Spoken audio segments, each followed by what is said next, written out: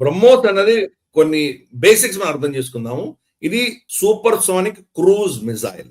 Super sonic cruise missile. Hypersonic కాదు, super sonic. అంటే Mac 3 speed లో వెళ్తుంది. అంటే ధ్వని వేగం కంటే 3 రెట్ల వేగంతో వెళ్తుంది. స్పీడ్ ఆఫ్ సౌండ్ కంటే 3 టైమ్స్ ఎక్కువ వెళ్తుంది. Super sonic cruise missile. Cruise కి బ్యాలిస్టిక్ కి మనం శాస్త్రం డిఫెన్స్ రౌండ్ అప్ లో చర్చించాం మనం ఆల్రెడీ.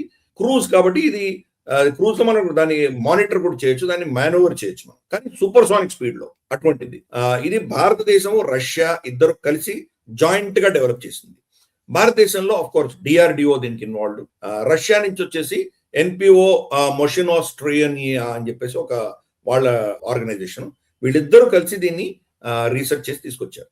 అఫ్ కోర్స్ మెజారిటీ రష్యానే ఇచ్చింది టెక్నాలజీ అంతా మనకు. మన దాంట్లో ఇన్పుట్స్ ఇనీషియల్ గా చాలా తక్కువ ఉండింది మన దగ్గర. మనం అప్పుడు missile technology control regime MTCR లో మనల్ని వాళ్ళు రెస్ట్రిక్ట్ చేసింది ప్రపంచం అంతా కూడాను. మనకు 300 కిలోమీటర్ల కంటే ఎక్కువ దూరం కొట్టగలిగిన మిజైల్స్ టెక్నాలజీ మనకి ఇవ్వకూడదు అని చెప్పేసి మన మీద అప్పుడు నిబంధనలు ఉండినాయి. అందుకని రష్యా కూడా 290 కిలోమీటర్ల దూరం మాత్రం కొట్టగలిగినటువంటి బ్రహ్మోస్ టెక్నాలజీ మనకి ఇచ్చారు.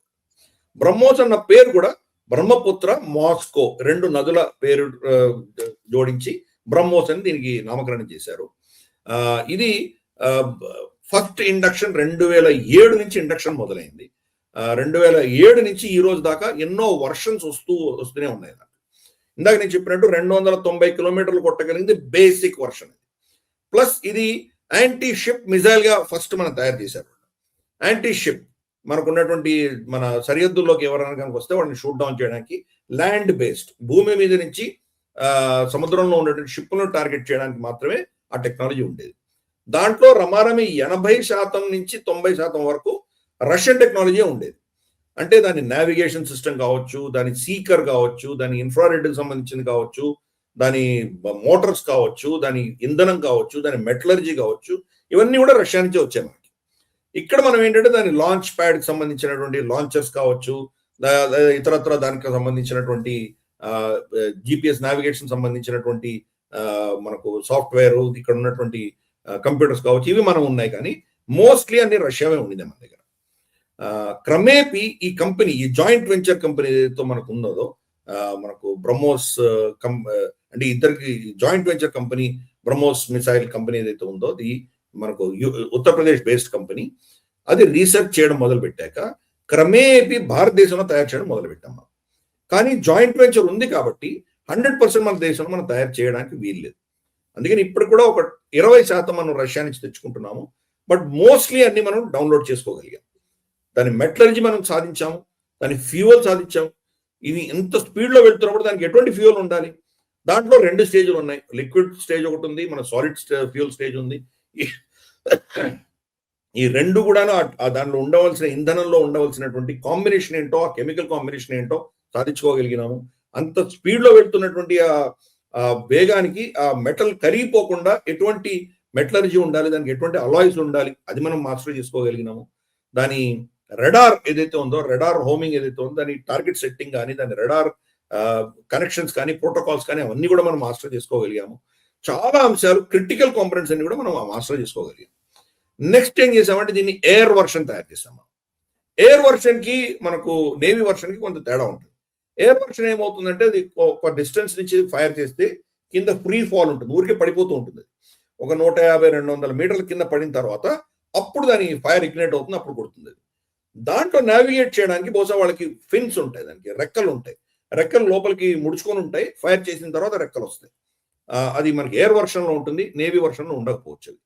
అలాగే మనకు మల్టిపుల్ సబ్మరీన్ లాంచ్ కూడా మనం తయారు చేసుకున్నాము. ఈ బ్రహ్మోస్ కంపెనీ తయారు చేసింది, కానీ ఇంకా డిప్లాయ్ అవ్వలేదు. ఇంకా మన నేవీ కొనలేదు అది. బట్ ఆ టెక్నాలజీ ఆల్రెడీ ప్రూవ్ అయిపోయింది.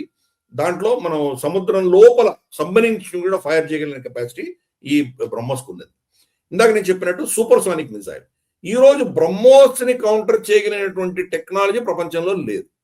ఈ రోజు చైనా దేనికైనా భయపడుతుందంటే బ్రహ్మోస్కే భయపడుతుంది. బ్రహ్మోస్ తప్ప ఇంక దేనికి భయపడదు. మనం అప్పుడు గల్వాన్ ఘటన జరిగిన తర్వాత మనం ఫార్వర్డ్ బేసిస్ అంతా బ్రహ్మోస్ ని డిప్లాయ్ చేసాం. బ్రహ్మోస్ డిప్లాయ్ చేసామన్న విషయం తెలిసిన తర్వాతనే చైనా తగ్గింది. లేకపోతే వాళ్ళు దుందుడుకు చర్యలు వాళ్ళు అలాగే చేస్తున్నారు. ఇంకా బెదిరించేటువంటి చర్యలు వాళ్ళు చేశారు. వాళ్ళు మన చర్చల్లో కూర్చున్నప్పుడు మనం ఇవన్నీ డిప్లాయ్ చేసామని వాళ్ళు తెలిసిన తర్వాతే మనకు మర్యాద ఇవ్వడం మొదలుపెట్టారు. లేకపోతే అంతవరకు వాళ్ళు బేఖాతరు చేసి ఏదో కొంత భూభాగాన్ని కబ్జా చేసుకుందామన్న ఆలోచన వాళ్ళకు ఉండింది. అది దాని యొక్క కెపాసిటీ. దీన్ని నెక్స్ట్ వర్షన్స్ తీసుకెళ్ళడం మొదలుపెట్టాం మనం. 290 నుంచి నెక్స్ట్ 350 నుంచి 400 కిలోమీటర్లు కొట్టే నెక్స్ట్ ఎక్స్టెండెడ్ రేంజ్ తీసుకెళ్ళాము.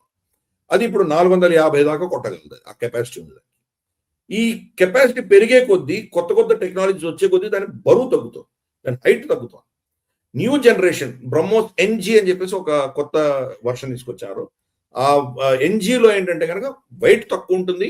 దాని క్రాస్ సెక్షన్ అంటారు, రెడార్ క్రాస్ సెక్షన్ అంటారు, RSC అంటారు. అంటే రెడార్ లో అది చూస్తున్నప్పుడు అది దాని యొక్క సైజ్ ఏంటో వాళ్ళకు చూడడానికి చాలా చిన్నగా కనిపిస్తుంది. కాబట్టి ఇది ఏ మిజైల్ వాళ్ళకి అర్థం కూడా కాదు. దాని క్రాస్ సెక్షన్ కోసం దాన్ని 6 మీటర్లు 9 మీటర్లు 6 మీటర్లు కుదేలు చేశారు. చాలా తక్కువ క్రాస్ సెక్షన్ ఉన్నటువంటి మిజైల్ తయారు చేశారు. అంటే డిస్టెన్స్ అంతనే ఉంటుంది, 290 లేదా 300 కిలోమీటర్లు కొట్టగలదు. కానీ దాని క్రాస్ సెక్షన్ తక్కువ వచ్చేసరికి రెడార్ నుంచి ఎక్కువ. సో దీన్ని కౌంటర్ చేయాలన్నా ఎవరికి కుదరదు, ఎవరు చేయలేరు. ఇన్ఫాక్ట్ పాకిస్తాన్ లో ఆపరేషన్ సింధూర్ లో మనం వాడినప్పుడు వాళ్ళ మంత్రి తర్వాత చెప్పాడు, మాకు 30 నుంచి 40 సెకండ్ల టైమే ఉండింది, మేము ఎలా రియాక్ట్ అవ్వాలో మాకు అర్థం కాలేదు. అది న్యూక్లియర్ బాంబో తెలియదు, మాకు నార్మల్దో తెలియదు, మాకు ఏం చేయాలో అర్థం కాలేదు మా పరిస్థితి, అంతటి షార్ట్ టైం ఉంది అని చెప్పారు. తెలిసినా కౌంటర్ చేయలేనటువంటి పరిస్థితి. అది దీంట్లో ఉన్నటువంటి కెపాసిటీ. అది దీంట్లో ర్యామ్జెట్ టెక్నాలజీ వాడుతున్నారు. ర్యామ్జెట్ టెక్నాలజీస్ ఉన్నాయి. ఇది సూపర్ సోనిక్ నుంచి హైపర్ సోనిక్ తీసుకెళ్లాలంటే ఇటువంటి టెక్నాలజీస్ అవసరం. ఇది దీనిలో ర్యామ్జెట్ టెక్నాలజీ వాడుతున్నారు. రాబోయే రోజుల్లో బహుశా దీన్ని ఇంకా 1500 కిలోమీటర్ల రేంజ్ వచ్చే దిశగా దీని ప్రయత్నాలు జరుగుతున్నాయి. మన ఆర్మ్డ్ ఫోర్సెస్ ఆల్రెడీ దానికి చెప్పారు. అంటే ఒక సూపర్ సోనిక్ స్పీడ్ లో 1500 కిలోమీటర్ల దూరం వెళ్ళి కొట్టగలిగిందంటే దాని పరిస్థితి ఏమవుతుంది? ప్రస్తుతానికి 800 కిలోమీటర్ల దాకా కొట్టగలిగినటువంటి వర్షన్స్ ఈ రోజు బ్రహ్మోస్ లో ఉన్నాయి, మన వాళ్ళు డిప్లాయ్ చేస్తున్నారు. 800 కిలోమీటర్లు అంటే కనుక మనం పంజాబ్ నుంచో రాజస్థాన్ నుంచో కొట్టామంటే మొత్తం పాకిస్తాన్ కవర్ చేయొచ్చు. పరాచినార్ దాకా కొట్టచ్చు.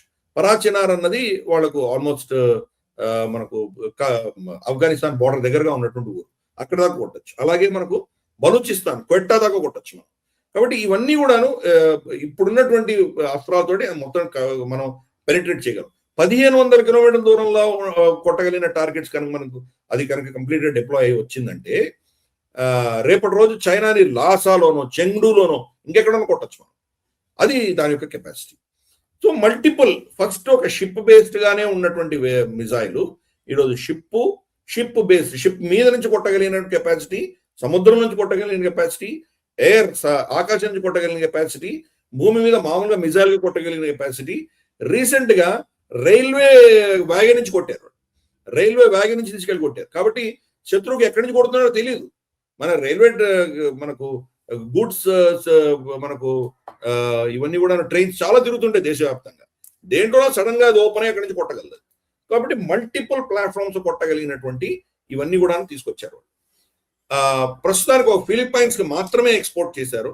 ఒక 3 బ్యాటరీలు అడిగారు వాళ్ళు. అది కూడా 290 కిలోమీటర్ల వర్షన్ మాత్రమే ఇచ్చాం వాళ్ళకు ట్రైనింగ్ అంతా ఇచ్చి కంప్లీట్ గా డిప్లాయ్ అయిపోయారు. వియట్నాం కొందామని అనుకుంది, కానీ చైనా ఒత్తిడి వల్ల వియట్నాం ఇప్పుడు కూడా ఇంకా కొంత ఆలోచన చేస్తోంది దానికి. చైనా ఏంటంటే బికాస్ ఇది కనుక ఆ ప్రాంతం అంతా డిప్లాయ్ అయిపోయిందంటే చైనా వాళ్ళని ఎవరిని ఏమీ చేయలేదు. కాబట్టి ఏదో విధంగా వాళ్ళని బెదిరించి నయానో భయానో దాన్ని ఆపేటువంటి ప్రయత్నాలు చేస్తున్నారు వాళ్ళు. కానీ దీని మీద ఇంట్రెస్ట్ చాలా మంది చూపిస్తున్నారు. ఇండోనేషియా, చైనా బాధిత దేశాలన్నీ కూడా దీని మీద ఇంట్రెస్ట్ చూపిస్తున్నాయి. రేపటి రోజు మెల్లిమెల్లిగా ఇవన్నీ కూడాను ఈ దేశాల్లో డిప్లాయ్ అవ్వబోతున్నాయి. బ్రెజిల్ దీని మీద ఇంట్రెస్ట్ చూపిస్తోంది, మనకు ఒమాన్ చూపిస్తోంది, ఖతార్ చూపిస్తోంది, చాలా దేశాలు దీని మీద ఇంట్రెస్ట్ చూపిస్తున్నాయి. ఎస్పెషల్లీ ఆపరేషన్ సింధూర్ తర్వాత మన దుబాయ్లో జరిగిన ఎయిర్ షోలో దీనికి చాలా అద్భుతమైనటువంటి రెస్పాన్స్ వచ్చింది. రాబోయే రోజుల్లో ఇది ఎక్స్పోర్ట్ మార్కెట్ లో కూడా వెళ్తుంది. కానీ ఎక్స్పోర్ట్ మార్కెట్ ప్రస్తుతానికి 290 కిలోమీటర్లు మాత్రమే మనం దాన్ని అమ్ముతున్నాం, అంతకు మించి అమ్మట్లేదు. మిగతా వర్షన్స్ అమ్మట్లేదు. దీంట్లో ఇంకొక ఇబ్బంది ఏంటంటే కనుక రష్యాతో ఎవరికైతే వైరం ఉందో వాళ్ళకి ఎలాగో అమ్మమ్మ. కాబట్టి రష్యా పర్మిషన్ ఉంటేనే దాన్ని నమ్మచ్చు. కాబట్టి మనకు లిమిటెడ్ మార్కెటే ఉంది, ఆ విషయం అర్థం చేసుకోవాలి. తర్వాత రష్యానే కొనలేదు ఇంతవరకు, ఎందుకంటే రష్యాకి ఈ టెక్నాలజీ వాళ్ళు ఇచ్చిన టెక్నాలజీ కదా, ఇంతకంటే తలదనేటువంటి టెక్నాలజీ వాళ్ళ దగ్గర ఉంది కాబట్టి వాళ్ళు కొనలేదు. ఇప్పుడు వాళ్ళు కూడా ఆలోచన చేస్తున్నారు. ఇప్పుడు అడ్వాన్స్ వర్షన్స్ ఏవైతే వస్తున్నాయో మన దగ్గర, అది వాళ్ళకు కూడా అవసరం అని చెప్పి వాళ్ళు కూడా ఆలోచన చేస్తున్నారు. వాళ్ళ సుకోయిలకి అనుసంధానం చేసేటువంటి కొన్ని అస్త్రాలు కొనాలని ట్రై చేస్తున్నారు. కానీ అన్ఫార్చునేట్ ప్రస్తుతానికి యుద్ధం జరుగుతుంది కాబట్టి బహుశా ఇది మనం అమ్మలేము. దాని తర్వాత బహుశా అవి కూడా రష్యా కూడా అమ్మేటువంటి అవకాశాలు ఉన్నాయి. బట్ ఎనీవే బ్రహ్మోస్ అనేది మన దగ్గర ఉన్నటువంటి ఒక బ్రహ్మాస్త్రం, దాన్ని తిరుగులేదు. ఈరోజు ఆపరేషన్ సింధూర్లో అద్భుతాలు సృష్టించింది. 11 ఎయిర్ బేసెస్ ని సర్వనాశనం చేశాము, ధ్వంసం చేశాము. వాళ్ళ న్యూక్లియర్ కమాండ్ స్ట్రక్చర్, ఎవరైతే దాని న్యూక్లియర్ అటాక్ చేయగలిగిన సిబ్బంది ఉందో వాళ్ళందరినీ చంపేశాం మనం. పైపెచ్చు విపరీతమైనటువంటి నష్టం తీసుకొచ్చాము. వాళ్ళ రెడార్ సిస్టమ్స్ ఏమీ పనిచేయలేదు, వాళ్ళ డిఫెన్స్ సిస్టమ్స్ ఏమీ పనిచేయలేదు, చైనీస్ కానీ అమెరికన్ కానీ ఏమీ పనిచేయలేదు. కాబట్టి ఇది ప్రూవన్ టెక్నాలజీ ఈ రోజు దాకా. రేపటి రోజు దీన్ని కౌంటర్ చేయడానికి ఏమైనా తీసుకురావచ్చు, కానీ యాజ్ ఆఫ్ నౌ మన దేశంలో ఉన్నటువంటి అద్భుతమైనటువంటి బ్రహ్మాస్త్రం. ఈ వీడియో మీకు నచ్చినట్టయితే లైక్ చేయండి, 10 మందికి షేర్ చేయండి. అలాగే కామెంట్ల రూపంలో మీ అభిప్రాయాలను మాతో పంచుకోండి. Nationalist hub group of channels ను సబ్స్క్రైబ్ చేసుకుని తెలుగునాట జాతీయవాద జర్నలిజాన్ని ప్రోత్సహించండి. ఈ వీడియో కింద ఉన్న బెల్ ఐకాన్ పై క్లిక్ చేయడం మర్చిపోవద్దు.